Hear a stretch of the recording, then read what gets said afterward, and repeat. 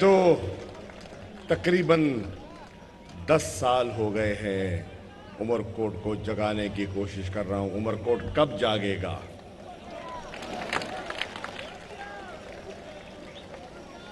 आज मैं सोच रहा हूं कि आप सुबह 10 बजे से आए हुए हैं और अपने पांव पे खड़े हैं। इस चिलचिलाती धूप में मैं आपका प्यासे बगैर कुछ खाए खड़े हैं। मैं मजीद इम्तिहान नहीं लेना चाहता, आपका सिर्फ शुक्रिया अदा करना चाहता हूं ताकि मैं कोई लंबा वक्त आपका ना लूं। सिर्फ 2 बातें करूंगा। बेटा बात सुने, नारा ना लगाएं। अब कोई नारा नहीं लगेगा और सिर्फ तवज्जो से मेरी बात सुननी है आपने, सिर्फ तवज्जो से। जिसने गुफ्तगू करनी है उनसे मैं मुद्दबाना गुजारिश करूंगा पंडाल से बाहर चला जाए। जिसने स्टेज पे गुफ्तगू करनी है वो स्टेज से उतर जाए स्टेज से। जो स्टेज पे खड़ा है खामोश। उमरकोट वालों, मैं सबसे पहले तो आज आया हूं काफी अरसे के बाद। गुलाम मुस्तफा काशखेरी मरहूम आज मौजूद नहीं हैं। मुश्किल वक्त में उन्होंने मेरा साथ दिया। दुआ करता हूं कि अल्लाह ताला उन्हें गरी के रहमत करे। उमरकोट के दोस्तों, ज़ैन कुरैशी साहब ने भी कहा और मैं मुख्तसरन उस बात को दोहरा देता हूं। मैं 2013 में आया। बेटा खामोश हो जाओ प्लीज। मुझे लोगों ने कहा, शाह महमूद क्या कर रहे हो? सिंध जा रहे हो? सिंध तो पीपल्स पार्टी का किला है, इसको तो ज़ियाउल हक नहीं तोड़ सका, इसको तो मुशर्रफ नहीं तोड़ सका, तुम कैसे तोड़ना चाहते हो? ये ख्वाब है, दीवाने का ख्वाब है। मत जाओ, खुदा गवाह है। मुझे लोगों ने कहा मत जाओ, तुम्हारी जमात गौसिया है, अच्छे लोग हैं, गरीब लोग हैं, मालदार नहीं हैं, वो पीपल्स पार्टी का इंतकाम बर्दाश्त नहीं कर सकेंगे। उन पे पर्चे होंगे झूठे, जैसे आज सत्तार समेजो को झूठे पर्चे में उसके 2 बच्चों को उठाया गया है। लानत है तुम पर, लानत।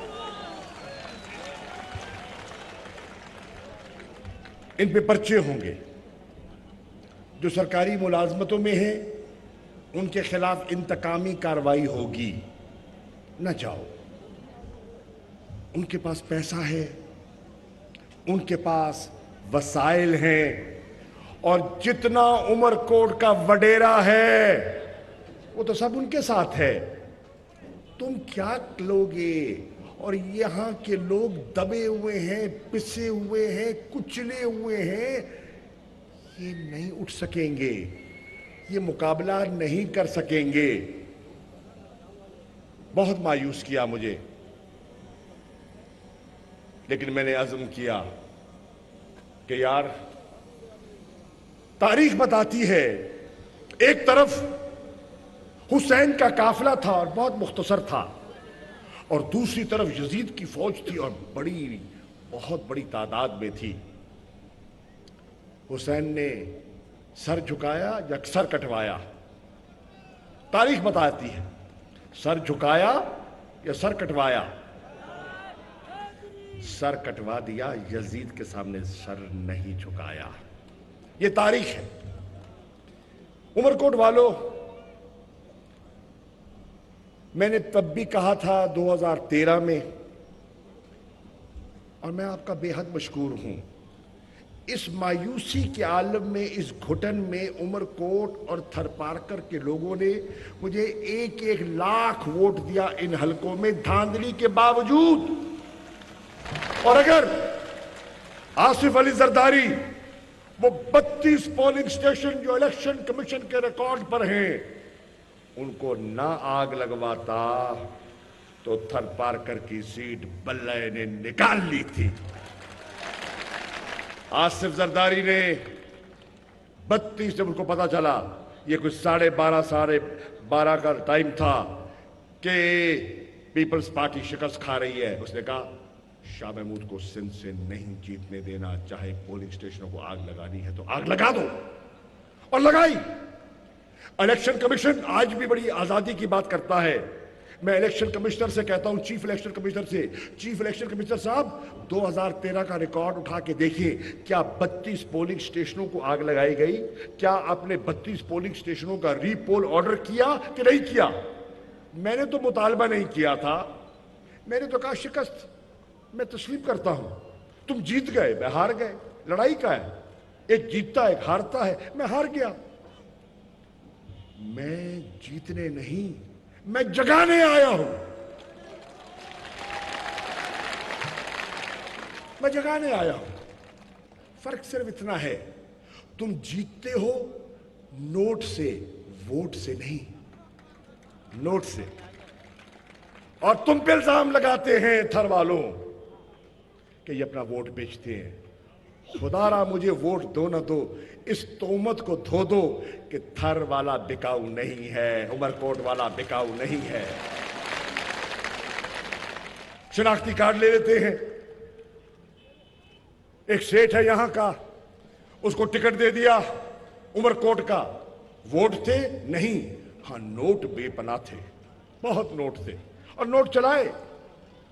यार आप बैठ जाओ प्लीज, आपको कितनी दफा समझाऊंगा मैं, आप बैठ जाएं, आप प्लीज बैठ जाएं।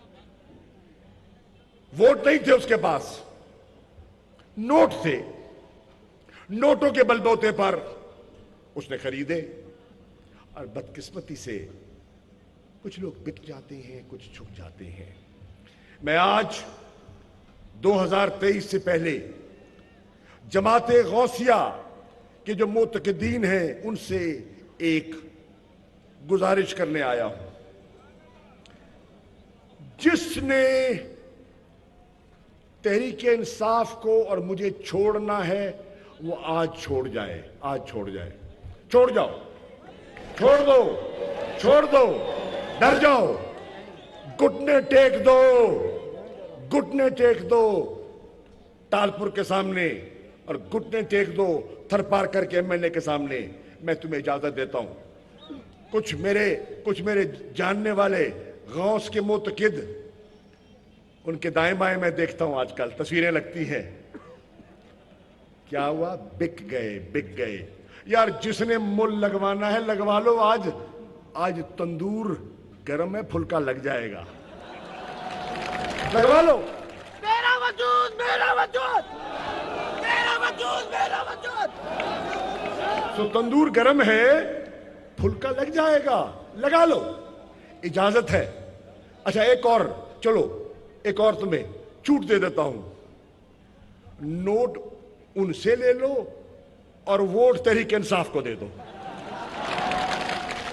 ये सौदा बुरा नहीं है, ये बुरा सौदा नहीं है। नोट पीपी का, वोट इमरान खान का, यह है फॉर्मूला जो उमरकोट और थर पारकर के गयूर लोगों ने करना है। करोगे, करोगे? है हिम्मत? नहीं है, है हौसला, हिम्मत, जज्बा, जुनून, ईमान, ताकत, कुव्वत, अल्हम्दुलिल्लाह। तो फिर घबराना किस चीज का? खान तो वैसे भी कहता है घबराना नहीं। तो मैं खान की बात करने आया हूं उमरकोट में। उमरकोट वालों, जरदारी से घबराना नहीं। मजे की बात है, बिलावल तकरीर करता है और पीछे से इमरान खान की आवाज आती है, घबराना नहीं। क्योंकि उसको लग रहा होता है कि बच्चा घबरा रहा है, बच्चा तिलमिला गया है। देखो ना, छांव का पला हुआ धूप में कैसे खड़ा होगा। हमारी सरायकी में कहते हैं छां दघा। सो मेरे दोस्तों, इनको तो पकी पकाई मिली, बनी बनाई मिली, मेहनत किसने की? और हुकूमत किसने की, जद्दोजहद किसने की और सेहरा किसके सर आया, पाकिस्तान की तारीख इस बात की गवाह है। लेकिन उमरकोट वालों, आज तुम्हारे हकूक की तहरीक में निकले हैं, दयानतदारी से बताओ। हम तो हार गए ना, हम तो हार गए। हम चलो जैसे हराए गए या हार गए, मैं मानता हूं हम हार गए, वो जीत गए, उनको मुबारक हो जीत, हमने हार तस्लीम कर ली। हमने हार के भी तुम्हारे गले में तरक्याती कामों का हार डाल दिया, वो जीत के भी मुंह फेर गए। आज पूरे थर पारकर, अरबाब साहब कितनी आबादी होगी जिले की किबला? थर पारकर जिले की आबादी कितनी होगी? 15-16 लाख की आबादी अरबाब साहब कह रहे हैं। आज अल्हम्दुलिल्लाह इमरान खान ने और तहरीक इंसाफ ने उन 16 लाख कुंबों को घर घर सेहत कार्ड यानी कि 10-10 लाख रुपया इलाज के लिए उनको दे दिया है। वो अपने शनाख्ती कार्ड के बलबूते किसी अस्पताल में, सरकारी या प्राइवेट अस्पताल में जो मंजूर शुदा है, जाकर अपना इलाज करवा सकते हैं। मैं कहूंगा शुक्रिया इमरान खान, शुक्रिया। मैं छाछरों लाया था, खान से ऐलान करवाया था, आज उस ऐलान को अमली शक्ल मिल गई है। अब वही ख्वाहिश थी मेरी कि साथ उमरकोट है, उमरकोट को भी हक मिल जाए। जब सिंध हुकूमत ने देखा कि थर में ये जो सेहत कार्ड इमरान खान का बट रहा है और उसने एक हलचल मचा दी है, तो सिंध हुकूमत ने कहा हम किसी और सूबे में इसकी इजाजत नहीं देंगे। क्यों वजीर आला सिंध, क्यों आप क्यों इन गरीबों का हक मार रहे हैं? वफाकी हुकूमत इनको हक देना चाहती है, आप इनसे हक क्यों छीन रहे हैं? मैं उमरकोट ये पूछने आया हूं, मैं पूछने आया हूं, ये सवाल लेकर आया हूं और सिंध की हुकूमत से सवाल करना चाहता हूं। जवाब है नहीं उनके पास। 9,000 अरब 14 सालों में इनके खजाने में मुंतकिल हुआ। मैं नहीं, ऑडिटर जनरल की रिपोर्ट कहती है कि 1400 अरब का उसमें से गबन हुआ, गबन यानी कि इनके वजीरों, मुशीरों, एमएलए और एमपीएस की ठेकेदारों से मिली भगत से इनकी जेबों में गया। तुम्हारा पैसा जो तुम जीएसटी की शक्ल में अदा करते हो, पैसा तुम्हारा, तिजोरी उनकी। कब तक बर्दाश्त करोगे? गुर्बत की लकीर में रहने वालों, गुर्बत की लकीर के नीचे जिंदगी गुजारने वालों, कब तक ये तुम्हारे खजाने पे डाका डालते रहेंगे और तुम खामोशी से बर्दाश्त करते रहोगे? और सब्र करने की हिम्मत है? और सब्र करने की हिम्मत है? बताओ यार, ये पढ़े लिखे नौजवान भी तो खड़े हैं ना। और सब्र कर सकते हो और इंतजार कर सकते हो मेरे दोस्तों। हां, हर खिजा के बाद बहार आती है और हर बहार का इंसान मुंतजिर होता है, लेकिन ये तो खिजा ऐसी है जो 15 बरसों से है। 15 बरसों से खिजा है सिंध पर।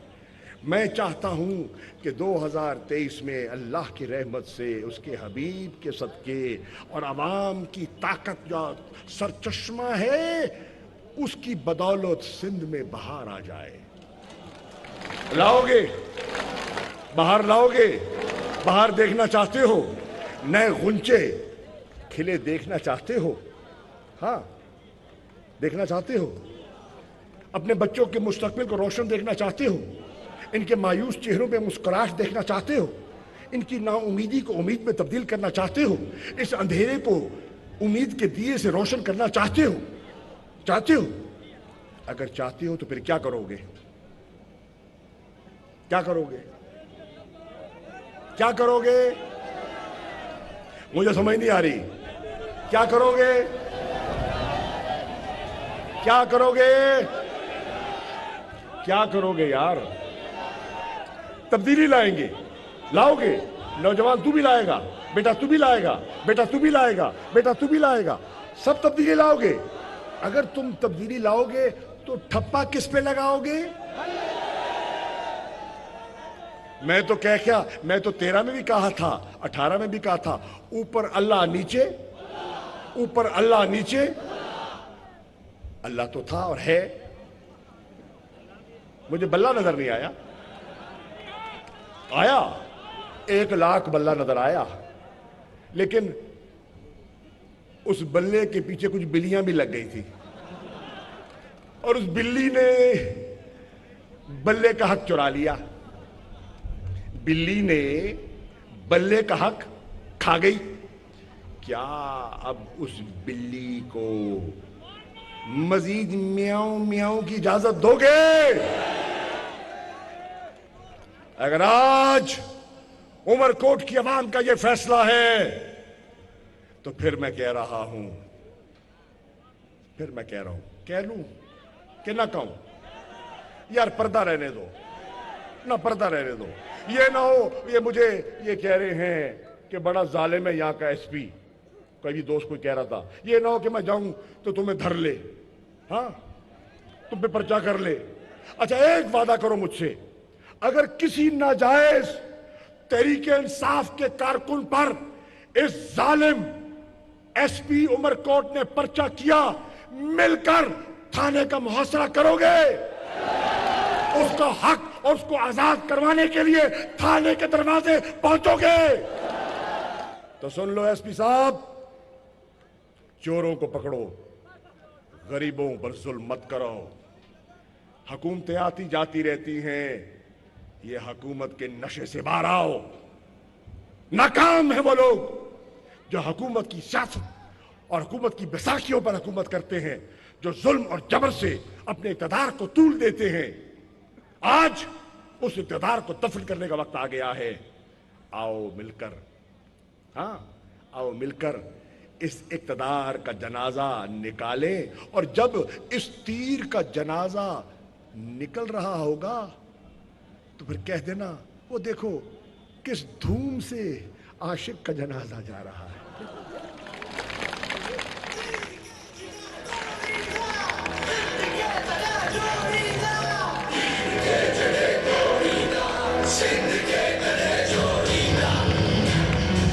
सुनो, नहीं चलाओ चलाओ चलाओ, ताकि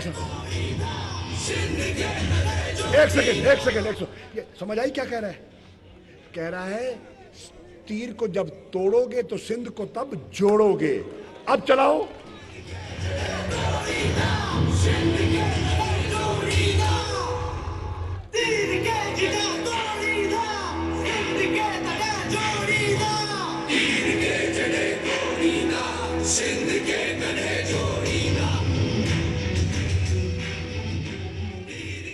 तो फिर आओ अपने अज़्म से, अपने हौसले से, अपनी हिम्मत से, अल्लाह के भरोसे से तीर को तोड़ दो और अपने अरमानों को जोड़ लो, समेट लो, समेट लो और उम्मीद का नया दिया जलाओ।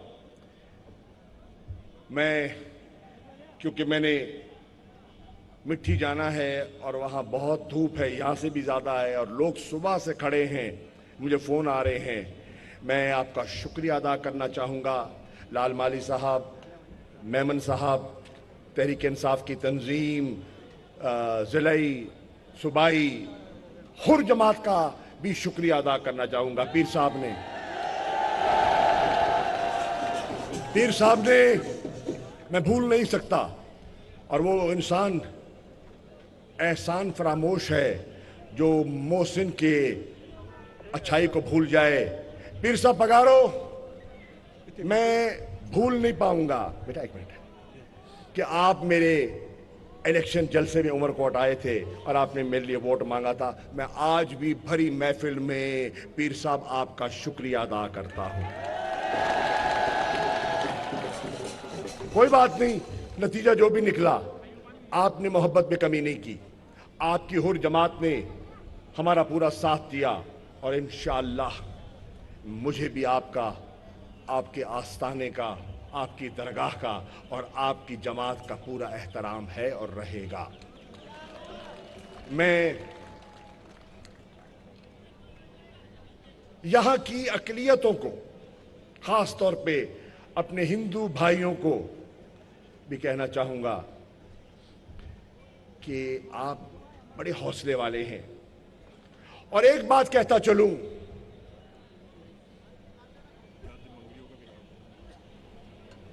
हाँ, जैन ने बताया कि आज हम में जादम मंगरियो भी मौजूद नहीं है, अल्लाह को प्यारे हो गए। अल्लाह ताला उसको भी जन्नत में जगह दे। सब ने चले जाना है यार, वो चले गए, हमने भी चले जाना है। अल्लाह उनको गरी के रहमत करे। तो मैं अर्ज कर रहा था, उमरकोट के हिंदू कम्युनिटी से मैंने थरपारकर का इंतखाब क्यों किया, ये हल्का मैंने क्यों चुना, इसलिए, और आज मैं राज खोल रहा हूं। खोल दूं अरबाब साहब, खोल दूं? अरबाब साहब की इजाजत से खोल रहा हूं। मैंने थरपारकर का इंतखाब इसलिए किया कि ये हिंदुस्तान और पाकिस्तान का बॉर्डर है और मैं यहां एमएनए की सीट नहीं, पाकिस्तान के नजरिए के दिफा के लिए थरपारकर की पोस्ट पर खड़ा हूं, बॉर्डर पर खड़ा हूं। क्योंकि आए दिन पीपल्स पार्टी ये धमकियां देती है कि अगर हमारे साथ ये हो गया, वो हो गया, तो सिंध कार्ड, उमरकोट के लोगों, थरपारकर के लोगों, हिंदू कम्युनिटी के बाशऊर शहरियों, सिंध कार्ड इन्होंने खेल खेल कर 5 हुकूमत बनाई है। सिंध नहीं बना, इनके बैंक बैलेंस बन गए हैं। ये सिंध कार्ड की धमकी अब नहीं चलेगी, क्योंकि सिंध का बाशऊर नौजवान पाकिस्तान के साथ खड़ा है, किसी खानदान के साथ नहीं खड़ा, पाकिस्तान के साथ खड़ा है।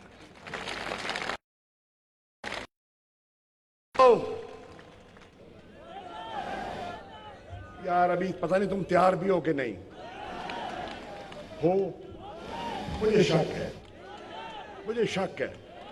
हो तैयार? अच्छा, एक मिनट के लिए मैं सोचने का मौका देता हूं। अगर तैयार हो तो एक मिनट, अगर तैयार हो तो हाथ खड़ा कर दो, और अगर तैयार नहीं हो तो मुंह उधर कर लो। सब तैयार है? सब तैयार है? तो फिर आओ, आज हकूक मार्च के छठे रोज सिंध के रेगिस्तान से ये नारा बुलंद हो और सिंध को पूरी अपनी लपेट में ले ले। और वो नारा क्या है?